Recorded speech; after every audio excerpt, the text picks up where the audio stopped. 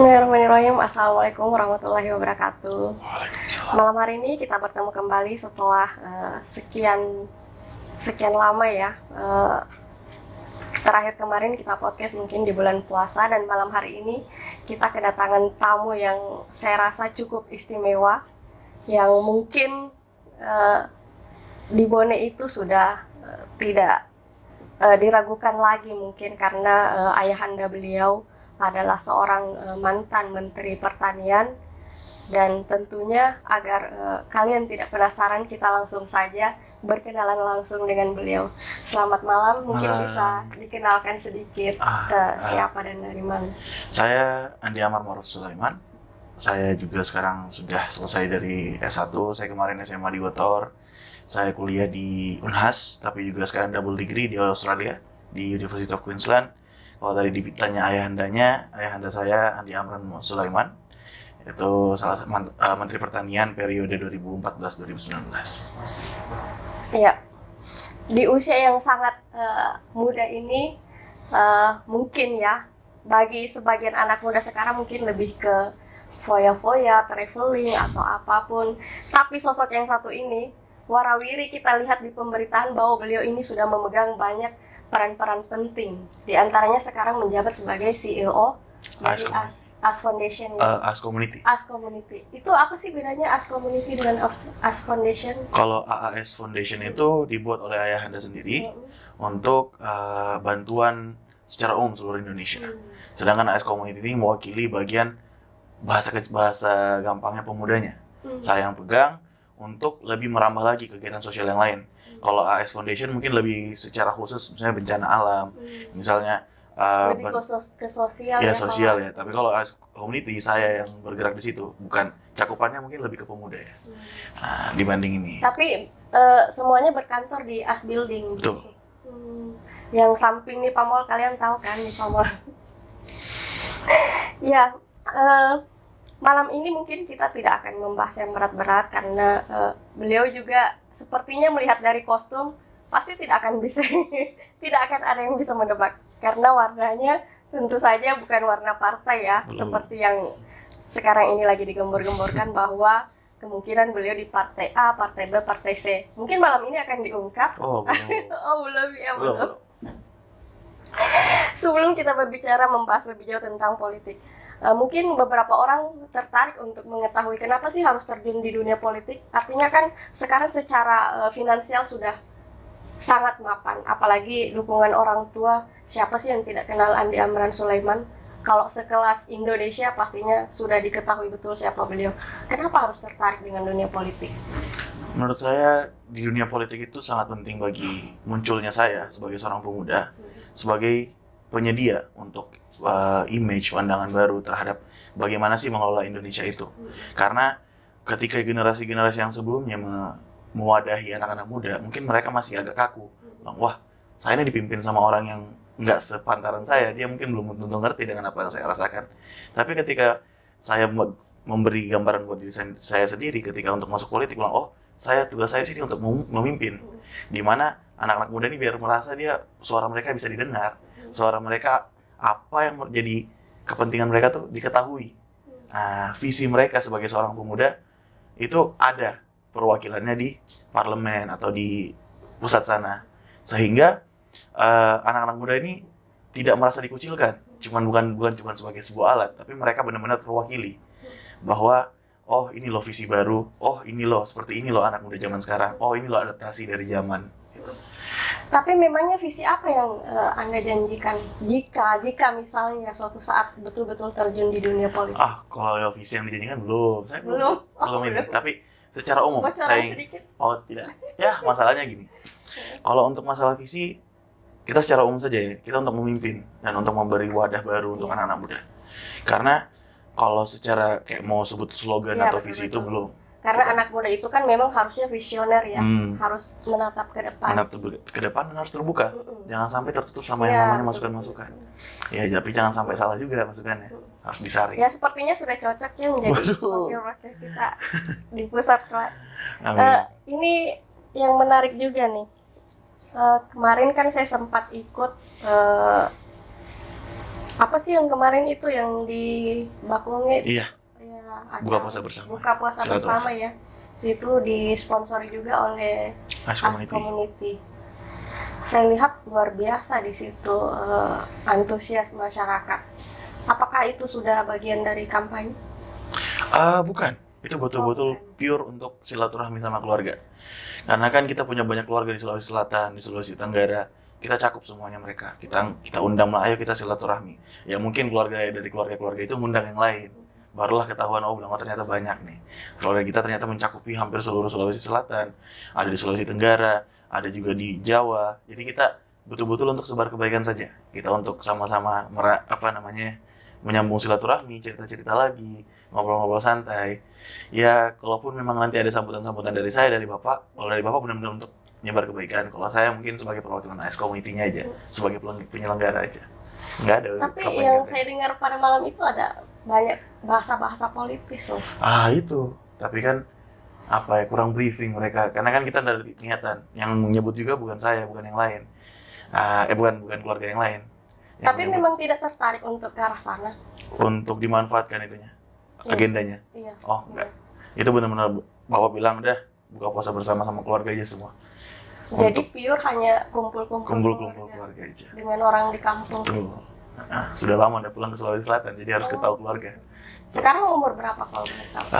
24, masuk 25. 24 tahun. Mm-mm. Masih jomblo? Masih. Wah, kabar gembira perempuan-perempuan di luar Saya sana. berkeringat ini kalau ditanya masih jomblo ini. Ini pertanyaan yang paling berat kayaknya di statusnya. Pertanyaan paling berat itu. Si jomblo, ya.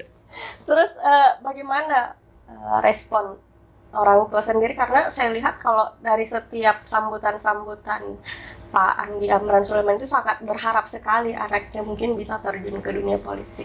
Iya, karena sebenarnya tujuan saya masuk politik salah satunya adalah menjaga keluarga. Keluarga dijaga dalam artian di sini kita bisa mencakupi warga Sulawesi Selatan. Karena ketika ada yang menjabat tapi bukan orang Sulawesi Selatan atau mungkin bukan orang dari daerah itu, kadang-kadang satu daerah itu akan ditinggal dan tidak dipedulikan. Sedangkan ternyata ketika saya keliling kabupaten-kabupaten, ketika saya keliling di Sulawesi Selatan, saya melihat, wah, keluarga saya ternyata mencakupi seluruh Sulawesi Selatan. Otomatis tidak boleh yang terbengkalai di situ. Dan memang tanggung jawabnya agak berat, karena kita mewakili satu daerah, satu provinsi. Benar.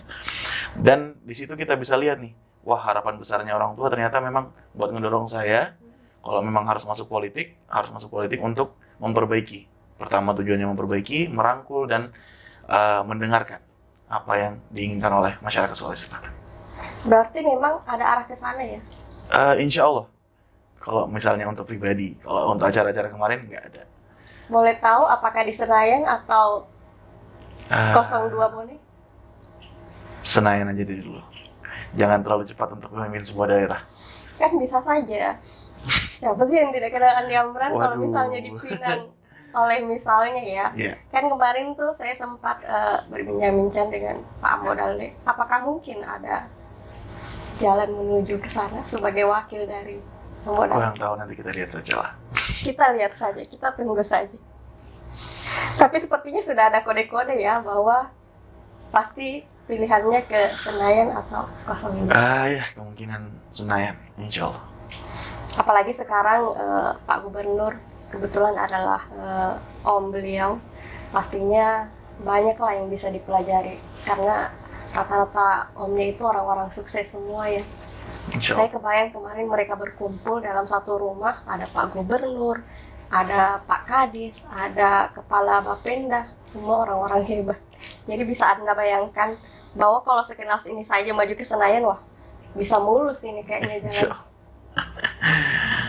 Saya juga tertarik kemarin dari puluhan ribu orang yang hadir itu semua dibagikan bingkisan. Sekaya apa sih itu ayahanda Anda?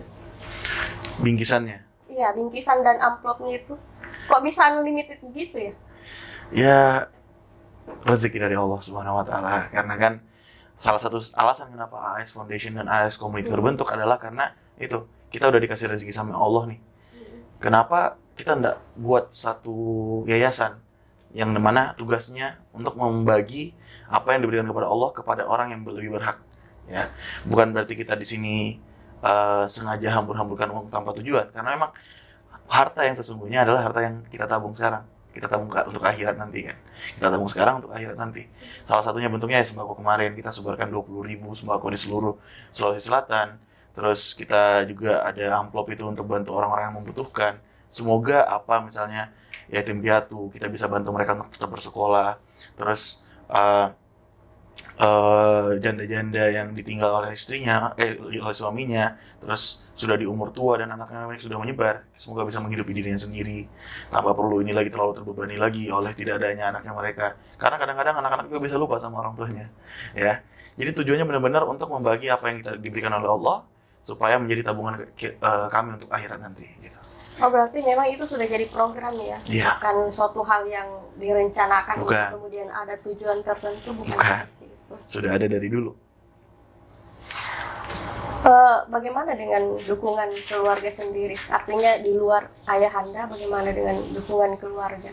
Apakah mereka, artinya apakah ada pro kontra, ingin tetap di dunia bisnis dan di dunia politik? Apakah ada yang seperti itu? Atau semua satu suara?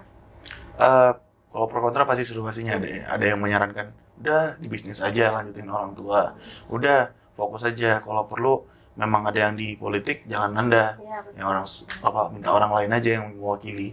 Tapi kalau menurut saya, kalau memang saya diwakili sama orang, kadang-kadang suaranya nggak nyampe. Bener kan? Dan kadang-kadang visi kita beda. Kalau misalnya ketika orang lain kita suruh untuk mewakili, otomatis kadang-kadang visinya nggak bertabrakan. Iya, betul. Karena kita sama dua individual yang berbeda. Iya. Terus ketika orang tua, kalau masalah orang tua dan individual keluarga internal ya yang kecil, alhamdulillah semuanya setuju dan mendukung bahwa kalau memang saya harus masuk politik, kita sama-sama gerak sama-sama. Dan alhamdulillah benar-benar ridho orang tua itu penting. Yang namanya ridho orang tua di perjalanan hidup itu penting. Ridho Allah fi ridho walidin. Ridho Allah itu ada di ridho orang tua kita. Oh ya, untuk diketahui juga bahwa beliau ini sangat paham 3 bahasa loh. Jadi bukan sekedar nebeng dengan kebesaran nama orang tua, tapi memang beliau betul-betul disiapkan untuk bisa mengabdi. Seperti kata ayahanda kemarin, saya masih ingat bahwa beliau menyatakan, saya tidak ingin kamu memalukan daerah, saya ingin kamu tampil dengan segala kemampuan terbaik. Dan saya juga masih ingat bahwa beliau mengatakan, biar saya yang cari duit, Anda yang Iya. bukan kata habiskan sih, Iya. Anda yang memberikan. Memberikan, Ya, seperti itulah mungkin orang tua yang betul-betul mengharapkan anaknya yang terbaik ke depan. Kalau misalnya nanti benar-benar maju ke Senayan, apa hal penting yang ingin Anda lakukan untuk khususnya di Kabupaten Bone ini? Untuk hal penting yang perlu kita lakukan di Kabupaten Bone misalnya ya, Bone ini sangat terkenal dengan pertaniannya. Iya. Ya, yang sangat bagus, sangat melimpah. Jadi mungkin kita lebih dukung lagi kebutuhan-kebutuhan fasilitasi bahwa ini loh yang kita perlu lakukan. Misalnya AS Community secara khusus punya program baru. Kita mau rancang program, insya Allah ini kalau misalnya jadi kita adakan pemuda petani, kita rangkul semuanya, terkhususnya di Kabupaten Bone. Kita rangkul kenapa? Karena kita mau hidupkan bahwa ini loh yang bertani itu belum tentu cuma orang tua saja. Pemuda juga bisa bertani, dan kalau memang kurangnya wawasan kita adakan training gitu kan, supaya pemuda petani itu bisa menjalankan tugasnya mereka sebagai petani itu dengan baik. Dan juga bukan cuman karena mereka pemuda, otomatis jangan sampai bergerak secara tradisional. Ada cara konvensional yang baru sekarang, cara baru yang sekarang yang di mana mereka bisa bertani secara digital, misalnya menjual hasil tanian mereka secara digital, atau mereka mengedukasi orang-orang secara digital ya. Jadi mungkin salah satu caranya seperti itu ya, karena kita mencakup pertanian juga di Bone, hasil pertanian sangat mendukung Sulawesi Selatan juga di Bone kan. Jadi untuk memajukan satu daerah, kita mungkin bisa fokus ke per daerahnya masing-masing, kebutuhannya di apa, mereka terkenalnya dengan apa, kita dukung di bidang itu. Jangan sampai mereka unggul di bidang ini, tapi kita malah pentingkan bidang yang lain.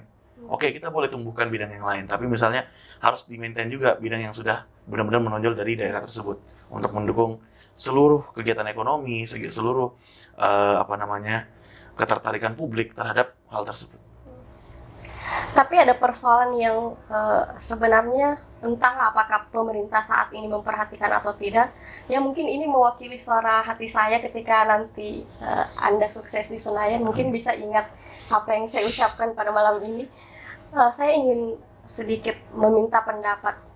Sekarang ini kan rame tuh perumahan-perumahan, akhirnya banyak sawah yang kemudian dijadikan lahan perumahan dan akhirnya lahan sawah kita semakin sedikit. Nah, menurut Anda sebagai pemuda yang mungkin sangat prihatin dengan petani saat ini, apa yang seharusnya dilakukan pemerintah saat ini?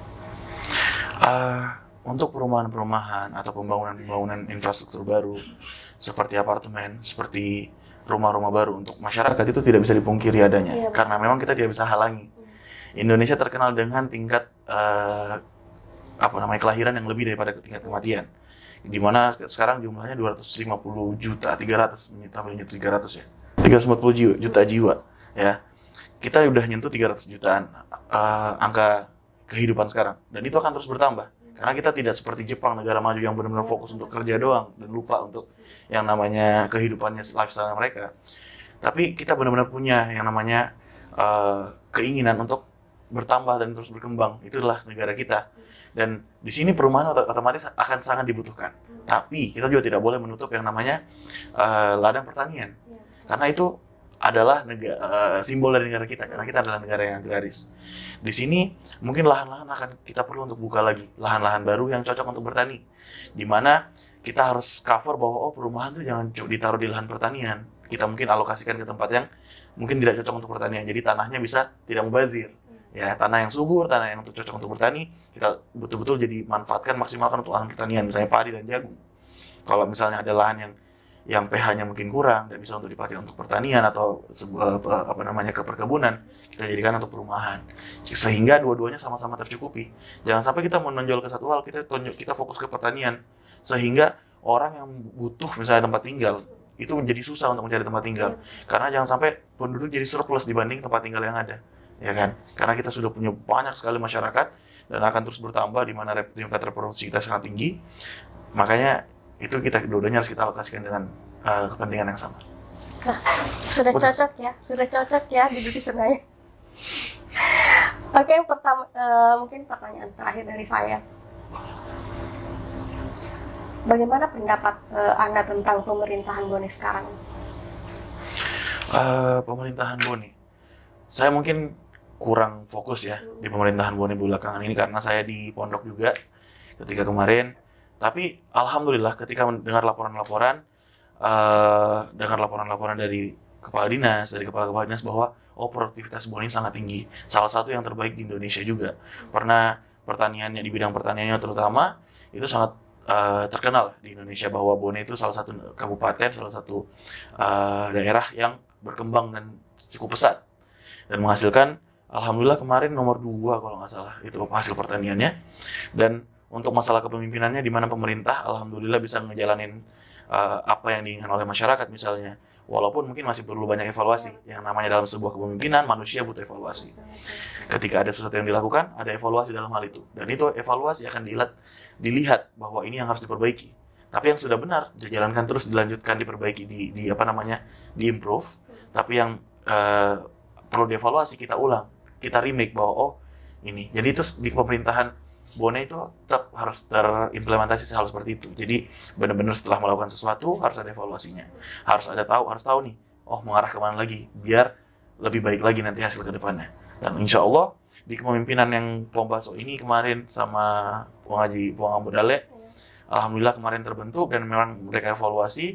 Mereka juga sering minta saran. Saya dengar dari ke orang-orang yang lebih ini, yang Pak Gubernur minta saran ke ayahanda saya juga, bilang baiknya seperti ini.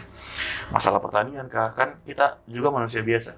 Ketika kita tidak ahli dalam suatu bidang, kita minta saran ke orang yang ahli di bidang tersebut. Jangan sampai kita melakukan hal yang bukan di keahlian kita, sehingga hal yang kita lakukan itu tidak sesuai dengan apa yang diinginkan orang-orang yang tahu bahwa hal ini tuh sebenarnya harusnya seperti ini. Ya. Dan juga yang namanya sebuah kepemimpinan harus berani menyatakan kebenaran. Jangan cuma membenarkan kenyataan. Ya. Jadi dalam kepemimpinan Bone, alhamdulillah kita sering dengar bahwa saya dengar ya dari orang-orang bahwa Pombaso ini orangnya tegas dalam memimpin Bone selama ini, gitu. Kasih pesan dong untuk pemuda-pemuda kita yang ada di Bone, mungkin pesan, entah itu pesan untuk bagaimana memotivasi mereka untuk membuka usaha atau apa di bidangnya, atau mungkin terjun ke dunia politik. Sedikit pesan. Pesan saya untuk pemuda-pemuda, jangan sampai kalian stagnan. Harus terus dinamis, beradaptasi, harus terus bertahan dengan perubahan zaman, harus terus menyatakan bahwa mereka itu punya jati diri. Ini loh saya seorang pemuda, saya harus bergerak, saya harus maju. Jangan sampai stagnan di tempat itu terus-menerus. Dan tadi, nyatakan kebenaran, jangan hanya membenarkan kenyataan. Itulah pemuda zaman sekarang, kita harus bergerak, harus berpikir terus, positif terus. Kalau misalnya kalian diam, kalian akan mati. Terima kasih. Luar biasa malam ini. Walaupun singkat, ya mungkin lain waktu kita akan Insya Allah. bahas kembali. Mungkin sudah ada warna baju mungkin ketika hadir nanti di sini. Insya Allah. Terima kasih atas kehadirannya malam ini. Selamat datang kembali nantinya di podcast kita, Kisah dan Fakta. Sekian, wassalamualaikum warahmatullahi wabarakatuh.